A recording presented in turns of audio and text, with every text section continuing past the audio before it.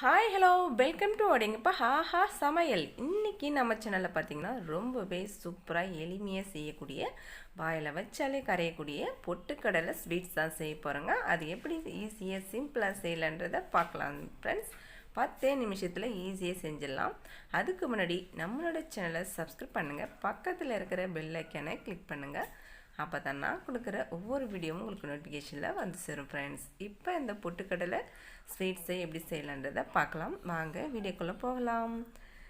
இப்போ ஒரு மிக்சிங் பவுல் எடுத்துக்கிட்டு அதில் வந்து 1 கப் வந்து நான் பொட்டுக்கடலை வந்து எடுத்துக்கிறேன். நீங்கள் எந்த அளவுக்கு எடுத்துக்கிறீங்களோ அந்த அளவுக்கு கூட குறைச்சி எடுத்துக்கோங்க. இப்போ அந்த பொட்டுக்கடலை கொஞ்சமாக வந்து நான் வந்து கேசரி பவுடர் வந்து சேர்த்துக்கிறேங்க. ஒரு ஏலக்காய் வந்து சேர்த்துட்டு நம்ம நல்லா வந்து ஃபைன் பவுடராக நல்லா அரைச்சி எடுத்துகிட்டு வந்துடலாம். நல்லா அரைச்சி எடுத்துகிட்டு வந்தது 1-2 குறைன்னு இருக்கும். நம்ம வந்து ஜலிச்சு எடுத்துக்கலாங்க. இப்போ நைஸாக நம்ம ஜலிச்சு எடுத்து இப்போ பார்க்கலாங்க. இந்த மாதிரி நம்ம வந்து வீட்டில் வந்து பொட்டுக்கடலை இருந்துச்சுன்னா செஞ்சு கொடுத்திங்கன்னா, இந்த பொட்டுக்கடலை வெல்லம் வந்து அவ்வளோ ஒரு சத்துங்க. அந்த காலத்துலாம் பார்த்திங்கன்னா பொட்டுக்கடலை வெல்லம் வந்து அதிகமாகவே வந்து சாப்பிடுவாங்க. பார்த்திங்கன்னா ரொம்பவே உறுதியாக இருப்பாங்க. அவ்வளோ ஒரு சத்து இருக்குங்க.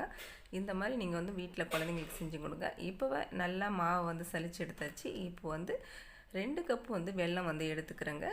இப்போ 2 கப்பு வெல்லத்துக்கு 2 கப் வந்து தண்ணி வந்து சேர்த்துடலாம். இப்போ நல்லா இது வந்து சால்ட்டு கொஞ்சம் வந்து சேர்த்துக்கலாங்க. சால்ட் எதுக்காகன்னு பார்த்தீங்கன்னா, நம்ம வந்து அந்த இனிப்பு வந்து கரெக்டான லெவலில் வந்து கொடுக்கும். அதனால் வந்து சால்ட்டு சேர்த்துக்கிட்டேன்.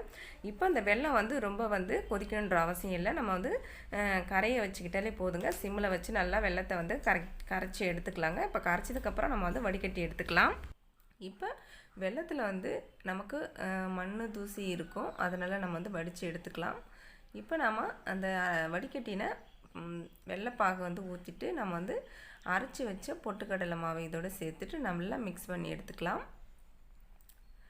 நல்லா வந்து யூனாக மிக்ஸ் பண்ணிட்டீங்க அப்படின்னா நமக்கு வந்து நல்லா கட்டி இல்லாமல் மிக்ஸ் ஆகிடுங்க. நீங்கள் வந்து அடுப்பில் கூட வச்சு நீங்கள் சிம்மில் வச்சு மிக்ஸ் பண்ணிக்கோங்க. அந்த மாதிரி இருக்கும்போது நமக்கு லைட்டாக வந்து கட்டி தட்டுற மாதிரி இருக்கும். நான் வந்து நார்மலாகவே வச்சு மிக்ஸ் பண்ணிவிட்டு அதுக்கப்புறம் வந்து அடுப்பில் வச்சு நல்லா கிளறி கொடுத்தோம் அப்படின்னா நமக்கு நல்லா வந்து திக்காகிட்டுருக்கு, உங்களுக்கே தெரியும்.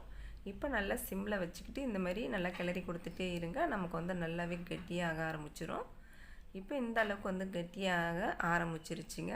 இப்போ நாம் கொஞ்சம் கொஞ்சமாக அப்படியே நல்லா மிக்ஸ் பண்ணிக்கிட்டே இருந்தோம் அப்படின்னா நமக்கு நல்லா இதாகிடும். கொஞ்சமாக வந்து எனக்கு கேசரி பவுடர் வந்து ஃபுட் கலர் வந்து பத்தலை. அதனால் திரும்ப வந்து நான் வந்து ரெட் கலர் ஃபுட் கலர் வந்து சேர்க்குறேன். கேசரி பவுடர் அதாவது ஃபஸ்ட்டு எல்லோ கலர் சேர்த்தா ஒன்றும் கலர் கொடுக்கல. இப்போ ரெட் கலர் சேர்க்குறேன். உங்களுக்கு இஷ்டம் இருந்தால் சேர்த்துக்கோங்க, இல்லைனா வந்து விட்டுடுங்க, ஆப்ஷனல் தான். இப்போ நல்லா மிக்ஸ் பண்ணிவிட்டு இந்த அளவுக்கு வந்து கெட்டியாக வந்து கிடச்சிருக்குங்க.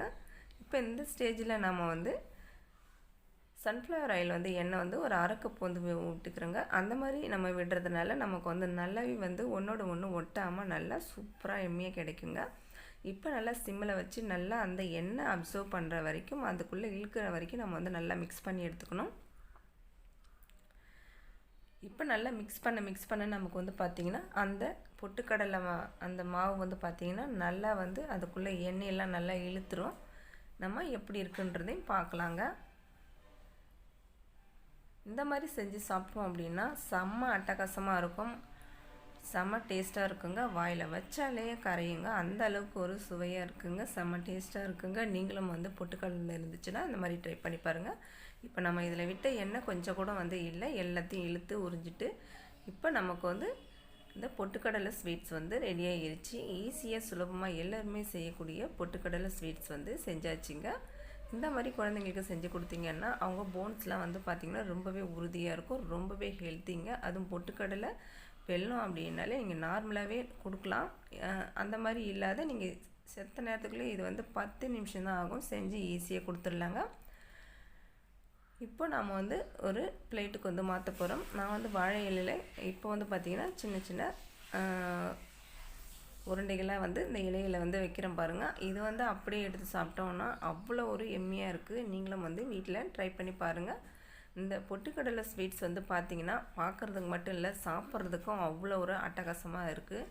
இப்போ நான் சாப்பிட்டு பார்த்துட்டு இதோட டேஸ்ட் எப்படி இருக்குதுன்னு சொல்ல போகிறேன் பாருங்கள்.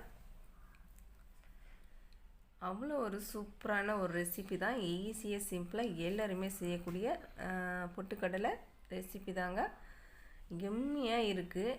அப்பா அடேங்கப்பா செம்மையாக இருக்குதுங்க. நீங்களும் வந்து வீட்டில் ட்ரை பண்ணி பாருங்கள். இந்த பொட்டுக்கடலை ஸ்வீட்ஸ் வந்து பிடிச்சிருந்தா லைக் பண்ணுங்கள், ஷேர் பண்ணுங்கள், மறக்காமல் சப்ஸ்கிரைப் பண்ணுங்கள் ஃப்ரெண்ட்ஸ். நன்றி, பாய்.